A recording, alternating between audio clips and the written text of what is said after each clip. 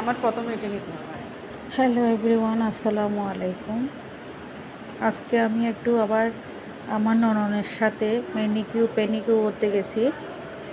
তো এটা হচ্ছে গোলপাহাড়ের মোড়ে, আমাদের চট্টগ্রামে। তো পার্লারের পরিবেশটা আপনাদের সাথে শেয়ার করতেছি এই কারণে, পার্লারের পরিবেশটা অনেক সুন্দর এবং ভিতরেও অনেক সুন্দর। তাদের আচার আচরণ ব্যবহার খুবই ভালো, খুব যত্ন সহকারে ওরা কাজ করে। আপনারা যদি কেউ যেতে চান, এখানে আমার পার্লারের লিংক দেওয়া আছে এবং সব কিছু দেওয়া আছে।